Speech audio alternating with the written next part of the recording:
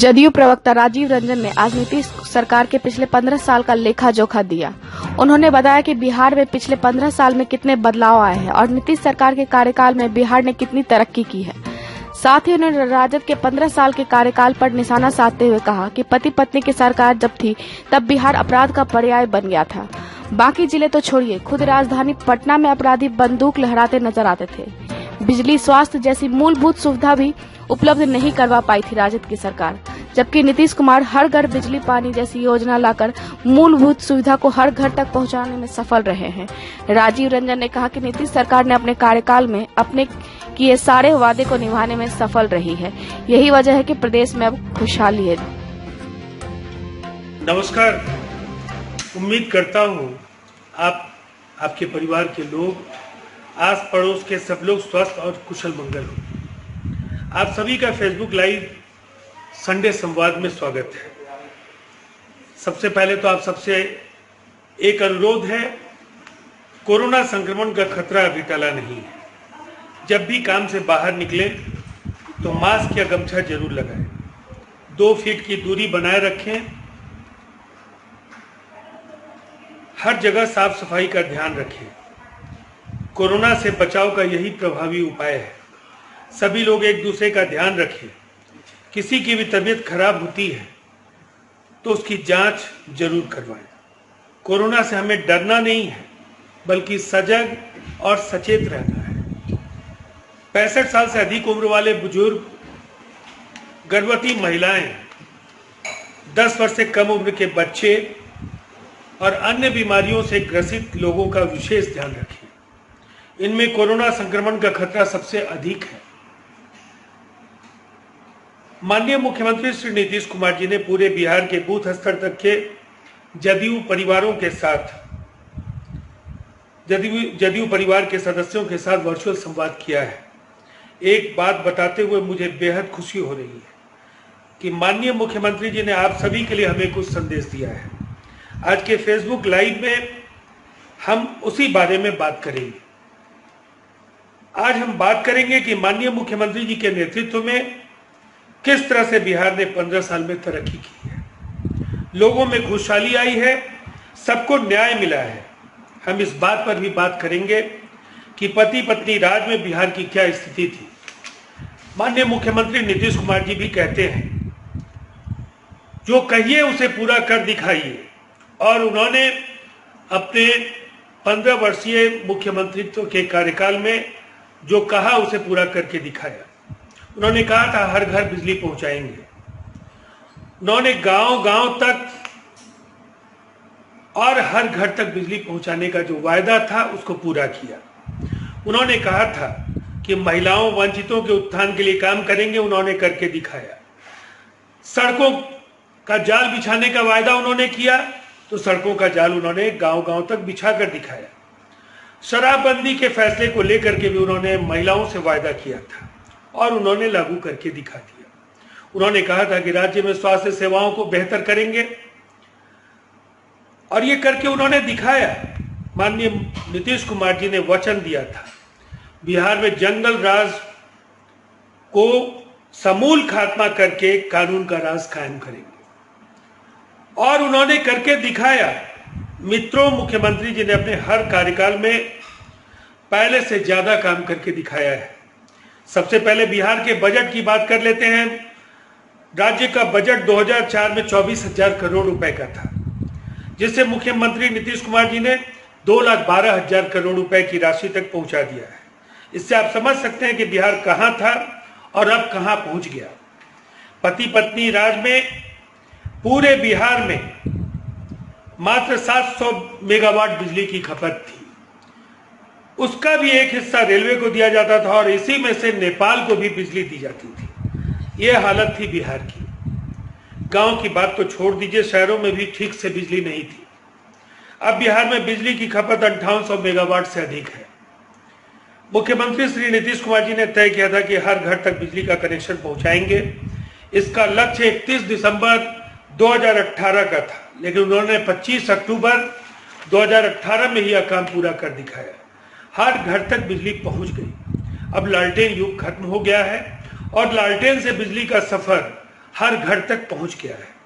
महिलाओं को आरक्षण और जीविका ये एक ऐसा सवाल है जो कहीं ना कहीं उन्हें लगातार अंदर से मथने का काम करता रहा था।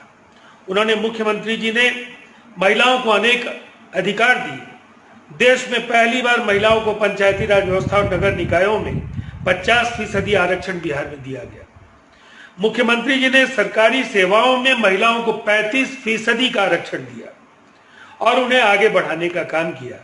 और इसका यह परिणाम है कि आज देश भर में सबसे अधिक बिहार पुलिस में महिलाएं काम कर रही हैं। आधी आबादी की सामाजिक और राजनीतिक भागीदारी सुदृढ़ करते हुए उनके आर्थिक संबल को बढ़ाने का कार्य माननीय मुख्यमंत्री जी के उस परिकल्पना ने की जिसे आज पूरा देश जीविका के नाम से जानता है। 2006 की ग्रामीण महिला स्वयं सहायता समूह की हमारी इस परिकल्पना को केंद्र सरकार ने भी आजीविका योजना के रूप में स्वीकारा। इसके तहत गांव-गांव की महिलाओं को जागृत करने के लिए अनेक काम किए गए। जीविका को विश्व बैंक के सहयोग से लागू किया गया। जीविका के तहत 10 लाख स्वयं सहायता समूह का लक्ष्य तय किया गया और इस लक्ष्य में 9.5 लाख स्वयं सहायता समूह बन चुके हैं। बिहार के 1 करोड़ से ज्यादा महिलाएं जीविका समूहों से जुड़ी हुई है। स्वास्थ्य सुविधाओं को बेहतर करने का निश्चय भी जमीन पर उतर गया।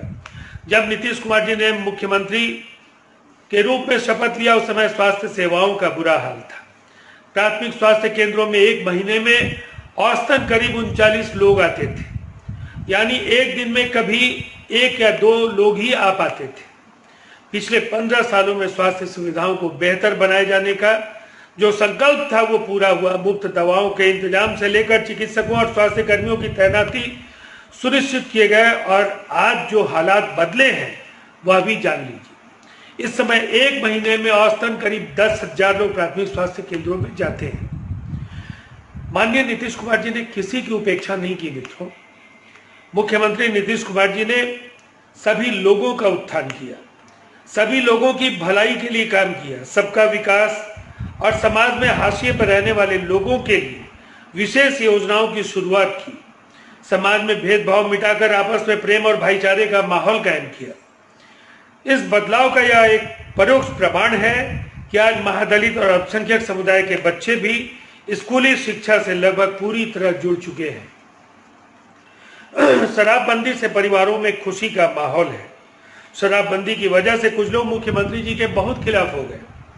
महिलाओं की मांग पर उन्होंने शराबबंदी लागू किया, उसका बहुत फायदा हुआ। महिलाओं, युवाओं, युवतियों सबको बहुत लाभ हुआ। सब लोग बहुत खुश भी हैं। लोगों के परिवारों में खुशहाली आई है। लेकिन चंद लोगों को यह नागवार गुजरा। चंद लोग शराबबंदी के कारण बहुत परेशान हैं और एक ऐतिहासिक क्रांतिकारी ओजस्वी पहल जिसे हम जल जीवन हरियाली के नाम से जानते हैं, जलवायु परिवर्तन, पर्यावरण और प्रकृति के संरक्षण के प्रति जन जागृति का आह्वान, शायद बिहार पहला यह राज्य है जिसने यह आह्वान किया। जल जीवन हरियाली अपने आप में विश्व की एक अनूठी पहल है। माननीय मुख्यमंत्री नीतीश कुमार जी कहते हैं कि जल है और हरियाली है तभी जीवन है। जन जागरूकता अभियान में 19 जनवरी को 18,000 किलोमीटर से ज्यादा की मानव श्रृंखला बनी।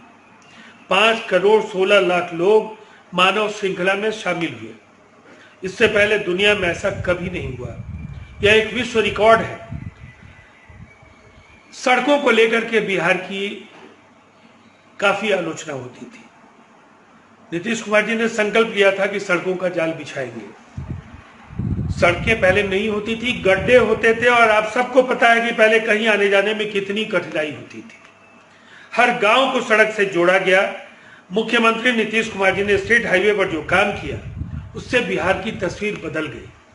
वह दौर जरूर याद कीजिए जब माता पिता लड़कियों को मिडिल स्कूल में भी नहीं भेजते थे। लड़कियों के लिए कम थी, गरीबी के कारण लोग देने की स्थिति में नहीं थे। हमारी बेटियां स्कूल नहीं पहुंच पाती थी। माननीय मुख्यमंत्री श्री नीतीश कुमार जी ने 2007 से पोशाक योजना शुरू की। बेटियां स्कूल जाने लगी। इसके बाद लोगों ने सोचना शुरू किया कि बेटियों को आगे भी पढ़ाना है। इतने बड़े राज्य में 9वीं क्लास में लड़कियों की संख्या 1,70,000 से भी कम थी। फिर स्कूल लड़कियों को भेजना इसके लिए मुख्यमंत्री जी ने साइकिल योजना की शुरुआत की। लड़कियां गांव से निकलकर स्कूल जाने लगी और कितना आत्मविश्वास इससे लड़कियों के मन में पैदा हुआ, ये बाद के दिनों में इसका एहसास हुआ। हर परिवार की लड़कियों को साइकिल योजना का लाभ मिला। विदेश से तमाम संस्थानों के लोग साइकिल योजना का आकलन और अध्ययन करने के लिए बिहार आए। बिहार को कहीं ना कहीं अपहरण और नरसंहारों के उस दौर की वजह से शर्म की दृष्टि से देखा जाने लगा था और नीतीश कुमार जी ने बिहार को अपहरण और नरसंहारों के दौर से बाहर निकालने का संकल्प लिया और उस संकल्प को जमीन पर उतारा। याद कीजिए क्या स्थिति थी बिहार की। अपहरण और नरसंहारों के उस दौर में पहले कोई घर से नहीं निकलता था और जब तक नहीं लौट आता था तब तक घर वाले परेशान रहते थे। 15 साल पहले का जो शासन था उसे कोर्ट ने जंगल राज की संज्ञा दी थी। कभी देश में अपराध की वजह से जाना जाने वाला बिहार आज इस मामले में 23वें स्थान पर है। देश में 1 लाख की आबादी पर औसतन 383 अपराध होते हैं, वहीं बिहार में अब मात्र 222 है। पति पत्नी राज में गांव देहात की बात तो छोड़ दीजिए, राजधानी पटना में भी अपराधी बंदूक लहराते हुए खुलेआम घूमते थे। वहां से निकलकर मुख्यमंत्री जी ने बिहार को एक कानून के राज के मॉडल के तौर पर स्थापित किया। ये कुछ अहम बातें हैं जो हम सबको हमारी नई पीढ़ी के बच्चों और युवकों के साथ साझा करनी चाहिए ताकि वे भी हमारी तरह प्रदेश के आज की उपलब्धियों से परिचित हो सके। आप राजधानी पटना की बात देख ली, वर्ल्ड क्लास म्यूजियम, सड़कों का जाल बिछा, फ्लाईओवर्स के जाल बिछे और आवागमन कितना आसान हुआ है।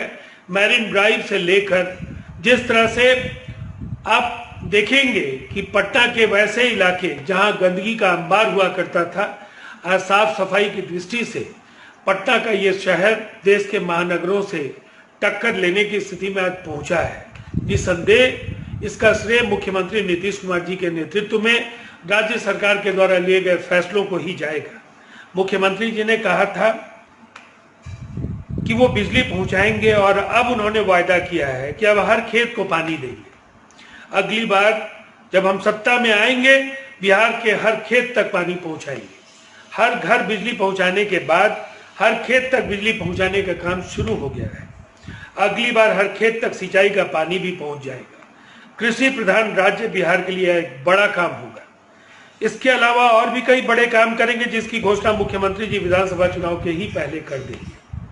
मुख्यमंत्री जी ने हम सबको एक जिम्मेदारी दी है दोस्तों कि हम आप लोगों से बात करें अब और क्या क्या किया जाए, इस बारे में आप लोगों का सुझाव लें और आप सबके सुझावों के हिसाब से आगे के अनेक कामों की रूपरेखा तय की जाएगी। आप सबसे एक अनुरोध और भी है, आपके जो भी साथी अभी फेसबुक से नहीं जुड़े हैं उनका फेसबुक अकाउंट बनवाकर उन्हें इस माध्यम पर सक्रिय कीजिए। फेसबुक आज के दौर में संवाद का एक सशक्त माध्यम है। एक बात और मित्रों, बिहार में 15 साल एक परिवार को राज करने का मौका मिला। पति पत्नी की सरकार रही। वो लोग जरा बताएं कि इन 15 वर्षों में उन्होंने क्या किया। सड़कें कैसी थी, बिजली का क्या हाल था, राज्य का बजट कितना था, स्कूलों अस्पतालों की क्या हालत थी, कानून व्यवस्था की क्या स्थिति थी। आप सबको ये सवाल जरूर पूछना चाहिए। आप में से जिन लोगों ने वह दौर देखा है उन्हें नई पीढ़ी को इसकी जानकारी जरूर देनी चाहिए। आप लोग अपना ख्याल रखिए। फोन और व्हाट्सएप पर मैं हमेशा आप सभी के लिए उपलब्ध हूं। आप सबको कभी भी कोई आवश्यकता हो तो मुझे फोन या व्हाट्सएप कर सकते हैं। अगले सप्ताह हम सब फिर फेसबुक लाइव से के जरिए बातचीत करेंगे। आप सभी का धन्यवाद। जय हिंद, नमस्कार।